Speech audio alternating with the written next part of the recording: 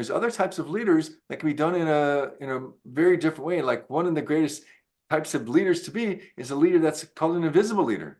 What's an invisible leader? Yeah, It's tell a me that. leader, like there's a sort of leader like, oh man, he's the greatest. We follow you. Well, whatever you say. Yeah, yeah, we're clapping. Like they're cheerleading. Yeah, you can do it. Follow me. Well, I'll take you through. I'm the guide, right? Everyone knows, oh, we're following this leader. Like There's a very leader. outspoken leaders. Yeah, and a leader that demands leadership, demands attention. Yeah, I like Mm. okay in that way. But there's another type of leader that you don't even realize you're being led. You think that you're leading, you feel more empowered when the person's around, and all your attention is to focus on like watching him, but rather you feel the inspiration and the power to lead on your own. So that's a type of leader that we're talking about, more of an invisible leader. Welcome to the Turning Point podcast, where business growth meets personal development. We know as leaders and business owners, you're juggling a lot, and we've spent decades creating the best systems, tools, and shifts that bring you unimaginable success in your business and tremendous satisfaction in your personal life. That's just how we thrive around here. And now, here's your host, John Goldman, here to guide you to your own turning point. Let's get started. Welcome back to the show. My name is Tsippi Gross on behalf of the Turning Point team. And today I'm joined by John Goldman, director and founder of Turning Point. John, it's a pleasure to be here with you again. Thanks, really appreciate it, Sippy. John, last time we spoke a little bit about the origins of Turning Point, and I know from conversations with you that you've really made serving leaders one of your life goals, one of your missions. Why is that? I was sitting on a bus once in southern Spain, and I decided that I wanted to travel the world, and then I decided I wanted to go to Africa and to volunteer. And I just studied Spanish, and this fellow came up to me and said something in Spanish, and I said, "No, that's my bag." And he was really saying, "Is a seat available?" And then he started speaking to me in English, and I said, "Yeah, sure, go ahead and sit down." And he asked me what I'm doing in my life, what's about, what everything's about for me. And I said that I'm going to go to Africa and volunteer. And he said, "That's lovely." I said, "Yeah, I'm going to join something like the Peace Corps. And that way, I could dig trenches and help people have more water and have a healthier life in Africa." And he said, "You're a fool." I said, Hmm. "Pardon me?" And, and he said, "You're a fool." I said, "What do you mean?" He said, "Look, that's not what you were born to do. You were brought up in America. You have a degree in marketing and advertising and business relationships. You're wasting your talents, your energy by going there. So Wow. you do much better by learning about yourself and learning about other people, and you can make a bigger impact on the world that way. Who Huh. are you?" His name was Harry Humer. Harry Humer and I then became buddies. We end up traveling around Europe together. We end up going into the mountains together and working together, and we lived in a cave together, and he taught me Tai Chi, and we did a lot of really interesting things. And what I discovered was that my path was not what the most noble path, maybe in terms of sister. If people think of Mother Teresa, she's like, "Oh, she's so amazing. She's feeding the poor." Or I saw a video about a guy who is he's putting food in people's mouths, like so nice. That's not me. I wasn't brought up that way. I was brought up by an entrepreneur in an entrepreneurial family. I have a degree in marketing. I have a degree in psychology and in business and in risk management and all this stuff. And it's like, like kind of a waste of time if I go and I help people dig a trench there. So I thought about what can make the biggest difference in the world. And the biggest difference in the world I can make is by working with leaders. Because when I work with a leader, then I impact not just their family and not just their team, but the thousands of people they impact. And I've had people that call me up and say, "John, you know what? You've impacted hundreds of thousands of people." "Really? How?" "Our company, we alone have 700-800 people. And that's impacted all of us. It's impacted all of our employees. It impacts the way that we do business with our clients. And then like this person told me I'm responsible for an association that has 300,000 people in it. So you're impacting all of them." So I thought, wow, if we can work with leaders and make an impact there, so that impacts the whole life, because that impacts the whole world, because every leader impacts many people. So that's why we picked working with leaders. Does that make sense? I love it. I want to ask you, do you think that a leadership is like an inborn quality, that certain people are just natural leaders, or is this something that can be cultivated? If you could define leadership, I can answer the question. Well, I think it's exactly what you've just said. People who impact many, many, many people around them that kind of, you know what, why don't you define leadership? So the way I would look at leadership is there's those leadership qualities, and then most people are a leader in their own life in some way. Whether you are leading your children, whether you're leading your family, whether you're leading 3 employees, whether you're leading your division, whether you're leading a company, whether you're leading an organization, a church or a synagogue or a group. So we're all leaders in different ways. If you're an older sibling, you're oftentimes a leader as well. So those qualities that we oftentimes call leader qualities, there's a lot of different ways to be a leader. And most people think a leader, they're decisive, they're strong, they're bold, they're clear, but we're charging ahead. That is one aspect of leadership. That's a dominant, direct sort of leadership. There's other types of leaders that can be done in a very different way. Like one of the greatest types of leaders to be is a leader that's called an invisible leader. What's an invisible leader? Yeah, tell me that. Like there's a sort of leader like, oh man, he's the greatest. We follow you. Well, whatever you say. Yeah, we're clapping. Like they're cheerleading. Yeah, you can do it. Follow me. Well, I'll take you through. I'm the guide, right? Everyone knows, oh, we're following this leader. Like very outspoken leaders. Yeah, and a leader that demands leadership, demands attention. Yeah, I can cook in that way. But there's another type of leader that you don't even realize you're being led. You think that you're leading, you feel more empowered when the person's around, and all your attention is to focus on like watching him, but rather you feel the inspiration and the power to lead on your own. So that's a type of leader that we're talking about, more of an invisible leader. That's the best type of leader, and a leader that empowers you to actualize your potential, as opposed to a leader like, yes, I'll follow. Now there's different situations that require different things. If you're out in the army, you want to have a guy that's going to be very decisive. There's different types of leader, and the classic example of leadership qualities is not always what's required for a leader. And everyone can also be a leader in their own life. I really appreciate this breakdown of different leadership qualities or types, because I think that most of us do identify with these like strong, gung-ho, take charge leaders. But it sounds to me like the leader that you're describing, this invisible leader, is somebody who's like very developed and maybe has their eye on the ball. Please correct me if I'm wrong, but is that why people are gravitating towards them? Are they visionaries? Like, what is it about them? Why you said this is the best kind of leader? Why is this the best kind of leader? Because they don't need to take all the space in the room. Because a good leader, there's something called OPM. You know what OPM is? Well, from what I've heard from my circles, it's called other people's money. Exactly, other people's money. But the only way to really get anything done is OPW, other people's work.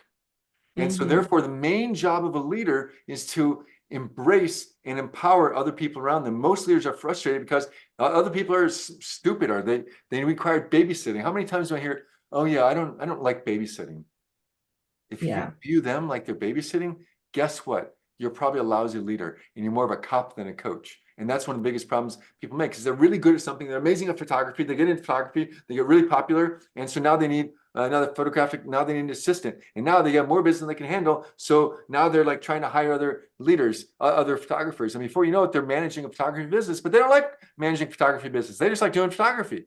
So a lot of people end up as reluctant leaders. And if you want to be successful at something, so you have to learn how to lead other people and bring out their best, as opposed to just your best. Otherwise, you're always going to be limited. You're going to hit that ceiling of complexity. What I'm getting at is that some people, like we said, are just gung-ho, take charge types of leaders. But leadership really means to affect change, to kind of step up to the plate, in my mind. Maybe you see it differently, but to see yourself as more than just the day-to-day, what you do in your little space, to impact others, to help others. Is there a point where people say, now I need to step up, or now I need to think outside of myself? Is that something that is inborn? Is that something that's cultivated? Yes. Yes to both. Rabbi, how can you say yes? He said one thing and he said another. And you said they're both right. Yes, you're right too. So, right. So the leadership, certain traits, as we call those leadership traits, some of those are more inherent, but it doesn't mean that you can't grow into leadership. Many people, they start out as one way, and then they're a very different way. Look, I'm dealing with one transition right now with an organization, and it's actually the third transition in this particular organization. The first one was there's like kind of like Abraham and Isaac, right? Abraham dug wells and Isaac came along and redug the wells. Oftentimes you have the initial visionary who, it's amazing how they did it. And then the next generation comes along and they're always like, you're not the same. You're not as good. You're not as good like this. You're not as good like that. I've never met a second leader that's as good as the first one at first, because as long as the first one is there and being dominant, everyone will naturally acquiesce to them. And so the second tier leader only starts to happen. They get a certain blessing, they get a certain insight, if you will, that falls on them. When you are the person that's responsible, you start to get insights that you wouldn't have otherwise had and that you can have, nor will you have the opportunity to do that in the same way when there's the dominant leader there. Does that make sense? So the responsibility brings out the leadership. Yes, right. If you want to be more of a leader, take on more responsibility and Wow. play to your strengths and compensate for your weaknesses. A lot of people Wow. they'll take on doing more stuff that needs to be done, but doesn't necessarily play to their strengths. And so in which case they just feel more resentful and less energized. So when somebody recognizes maybe the responsibility that they have to take and then is willing to step into it potentially, I mean, you redefine that that is when a leader is born. Your question is, when is a leader born?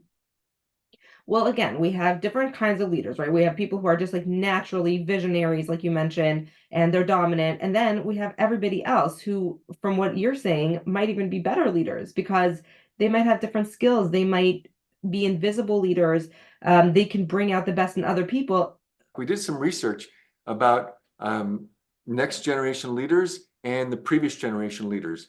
And you know what one of the biggest issues was? The upcoming leaders, the emerging leaders, if you will, what they said is they really want training and they really want support. And all of the incumbent leaders, if you will, all the experienced leaders, they all feel like, oh yeah, we train people, we help them, we give them exactly what they need. And there's this huge disconnect in terms of what they actually need in terms of thinking versus doing. In order to be a leader, there's two very important paths. I'm going to come back to that in just a minute, but I want to finish up with I told you there's a divergent path between whether you're an emergent leader or whether you are a mid-tier leader in your development or whether you're an experienced leader. And then within that, there's two types of leadership that we're going to come back to in just a minute, which is called the art and the science of leadership. The art and the science of leadership. So those people who are emerging leaders, we have assessments that help people understand what type of leader you are. So some people, they really prefer just doing it themselves, and they really don't like delegating. And such a person is going to be very limited until they learn to delegate. And why don't people delegate? People don't delegate because they feel like you're not going to do it as well.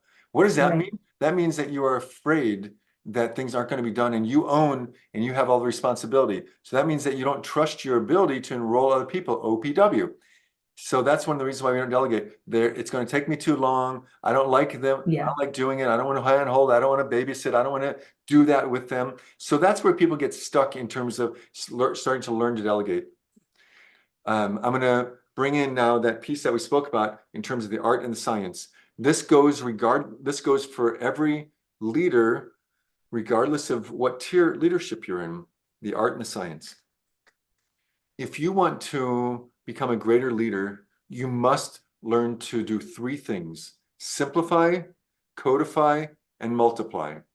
You must simplify your job, you must codify how to do your job, and then you must multiply your job through other people, OPW, other people's work. And so that requires first taking a look at what you do and identifying what are the tasks that you do, what are the objectives that you do, what things do you own, and then we want to identify those things that you do best. So this is simplification so that someone else can duplicate it. Now, a mistake that many leaders make if they're the owner is they play by two separate sets of books, the ownership book and then the employee book. And if you are the ownership, you can't pull that card out if you're being a leader. Let's say that you're the chief investment officer. So you can't suddenly act like an owner if you want someone else to do it.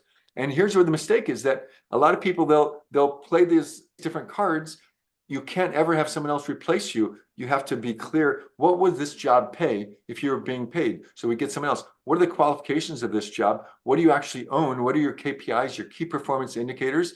And then what are the skills that you have to have? And what's the mindset you have to have? There's a big difference between skill set versus mindset. So now we're back once again to simplify, codify, and multiply.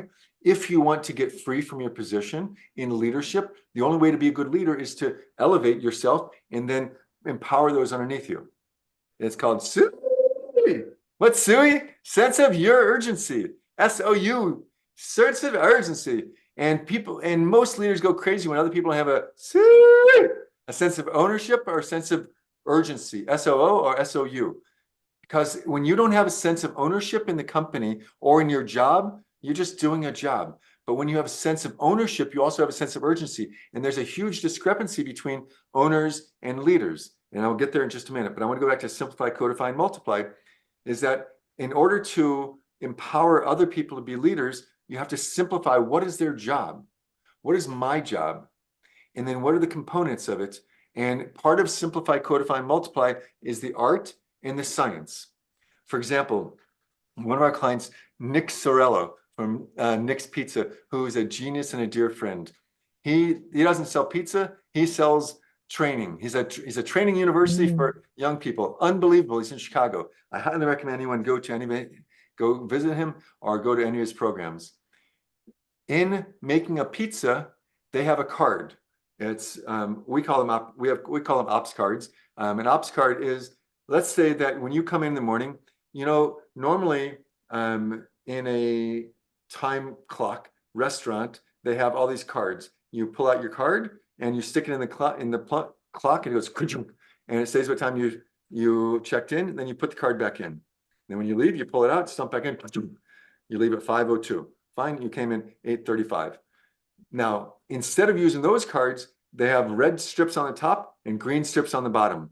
And every night, all the cards have to be flipped over to green. So that means before they leave, that means that if you're the cleanup hostess, so you have to make sure that all the tables are set, you have to make sure that the napkins are put away, you have to make sure that the cash register is closed out, the keys put away. And then when you come in the morning, you see a whole bunch of green cards. And if one of the cards is red, that means there's something the matter with it. So that means there's one of the knives missing. And so when you go to start doing your job, you pull out your card, you put it in front of you, and this is the checklist. This is the science. There's the art and the science of doing every job.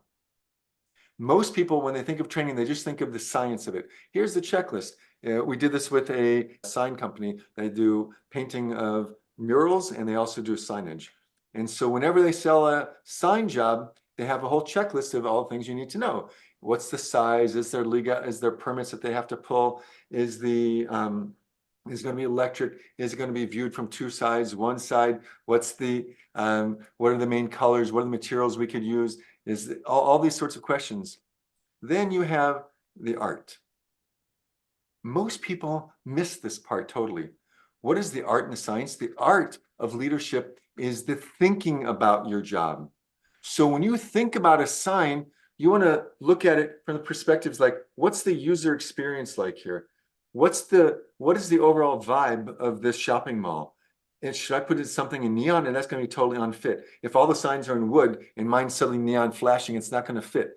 Or what's the thinking when you are meeting with a prospect, right? Jump out of my shoes and into their shoes. Walk a mile in their moccasins. And so think about it from their perspective. Nobody wants to buy a drill. They want to buy a hole, right? So the thinking about it is what leaders oftentimes take for granted. It's like, okay, hang out with me for a few weeks and I'll show you. You'll see how we think. If you want to do it effectively, simplify, codify, and multiply. Before you hire that next person, before you delegate that next job, simplify what you do, track what you do all the checklists of how you do it. And then that thing that you could do, it's like rolling off a log. It's so simple, it's so natural for you. That's when we codify it. And I want to give you a really wonderful secret on how to get this done. Most leaders don't want to write how to do anything themselves. They just want to have it done. So here's the really secret tip. When you decide that there's something that is delegatable, in other words, not in your core competency, not in your habit, the happiest and best use of your time, not where your biggest return on investment is, something that you can effectively delegate to someone else, You say, okay, look, Julie, here's how it's going to go. We're building on FAQs, frequently asked questions. And your job is to build the FAQs on this process that we're going to do right now. And let's say that the process we're doing is an intake for a new client. So here's what we do. The first thing that we do is we ask them how many employees you have. And then we ask them, what's your employee turnover rate? And then also what software to use. Now, Julie, when we're speaking to them, we want to watch their body language. And when we ask them certain questions, you want to see if they start to squirm. If they start going like this, that oftentimes means they have a software problem. So I want you to write that down, Julie, and we're going to record this, and we're going to do a call together, and we'll do what we call triangle training. Triangle training means that I'm going to be the employee, you're going to be the salesperson, and Mike is going to be the observer. And then I'm going to be the salesperson, and then you're going to be either the employee, Mike is going to be the person, and then you're going to be the observer. And then I'm going to be the customer, and then Mike is going to be the salesperson, or you'll be the salesperson, Mike will be the observer. That's called triangle training. And in doing this, it's wow, you totally get a totally different perspective how it is. So we're talking about simplify, so that you can simplify what our company does for prospects, simplify what my job is so that other people can do it, codify it into a system in FAQs, an operations manual, and then you multiply it out by finding other people that can do that as well. Does that make sense? Yeah, I really appreciate how you break down the exact process of how to be more effective and how to train in other people. And it makes it um, it makes it easy for somebody even who wouldn't have thought of themselves as a leader, but can realize that there's so much they could be doing with their time if they had the right help and the right perspective. So I appreciate that process very much. Where's the biggest resistance? People, nobody wants to slow down. I'm too busy working in my business. I don't Yeah. have time to work on my business. But the only way to do it is to slow down, to speed up, right? And so most people don't have time. It's like I'm too busy to I'm too busy to work on my time. Yeah, and I think that that's a big problem for all of us. So, John, I'm really excited because coming up next, we're going to be discussing some of the challenges that leaders have. And I know that leaders might be very misunderstood. I don't think that they're spoken to very much. There's so many things that they go through that people don't really understand. So we'll be talking about that next time. But from what I understand from you today, leadership is really for everyone. Everyone is a leader if they are willing to step up and take responsibility for the different areas of their life. You've mentioned if you're a parent, if you're a sibling, if you have anything in your life and you decide that you're going to take a more proactive role, you're a leader. So, any final words on that? And what is the one takeaway that you can give everyone today to lead a more productive and live more in their highest and best use of their time so that they could really make the impact that they're supposed to make in their life? Um, so in terms of the show notes, we offer something called a coaching card. And a coaching card is simply shifting from cop to coach. And most people, most leaders, they're more cop-like. They're busy catching you doing wrong stuff, and it feels ucky. And most parents, the research is that kids hear no so often. And same thing in business is we tend to just look for problems, and we're trained in gap spotting and problem spotting, problem solution, problem solution. Instead, think about how can I be a coach instead of a cop? So for example, when someone has a problem, you might ask them, oh, here's what I heard you say. What do you think is the best way to go about solving that? Well, I came to, if I knew, then I wouldn't come to you. I understand. So let me understand. If this is the problem, and am I understanding this right? And then by you feeding back, you're training leaders. You want to train a person to think for themselves. That's why it's called the art and the science. The art of leadership is thinking, not just doing. And if you don't train other people to think, they're never going to step into that. And so the first thing is take notes in terms of what you do for yourself, how you spend your time, how you spend your energy, who you speak with, and what things you are accountable to. Then after you start figuring out how you spend your time, this is in the module that we call habit, happiest and best use of your time. When you track your time, and you'll be shocked at how you think you spend your time versus how you actually spend your time. So actually track your time some, and then categorize it into different categories. That will leave for later in terms of happiest and best use of time. And then once you do that, you want to start to think about how can I coach another person to be a leader and ask them questions, and then give them the challenge. You know what? take a little bit and think about this and get back to me what you think are the best solutions. If you can't come up with a solution, I'm going to help you. And then before they go, just say, by the way, how long do you think you need for this? Now, people are always going to be more rambunctious and more aggressive on themselves than you'll ever be on them. So if you, before they go out, if you say, hey, I want this back in a week, more often than not, they're going to say, oh, I think about, I don't know, 2 or 3 days. And more often than not, they're totally not taking into consideration how much else they have going on. So then you look like a really good guy and you're like, you know what, take a week. If they tell you 2 days, say, why don't you take 5 days and then get back to me. Oh yeah? Yeah, so take your time, get it right, because I know that you're busy. Wow. Because they're always going to want to do it faster than you'll actually do it, than you'll actually tell themselves. Not always, but Very most of the interesting. time like that. And then once they come back, so then you're training them once again to think like a leader as opposed to a follower. Because if you train everyone to be like a follower, you're going to be a genius with a bunch of helpers. Instead, the goal is to be an invisible leader and empower others and be a coach, not a cop. Wow. Thank you so much for sharing this perspective. I think it's going to give a lot of encouragement, especially to people who are not very dominant personality types, to see how much they could really do by bringing out the best in other people and growing into their best self through this process that you're describing. So thank you for breaking it down so clearly. And I look forward to discussing the challenges that leaders face and what we can do to help them in the next episode. Thanks Great. for being here today. Okay. Thanks, Tsippi. All the best. Thanks for listening. Our mission at Turning Point is to help leaders actualize their potential. And we know there are a lot of things in the way of that. The best way to make significant progress is by making a plan. And the first step to making a plan is understanding where we are, what our potential is, what's holding us back, and how we can play to our strengths and compensate for our weaknesses. We've created an awesome assessment that helps you identify all of these things and sets you on the path to living with joy, making more money, and increasing your productivity. We love this assessment and know you will too. Take it at myturningpoint.com/quiz. That's myturningpoint.com/quiz. Thanks for tuning in and see you next time.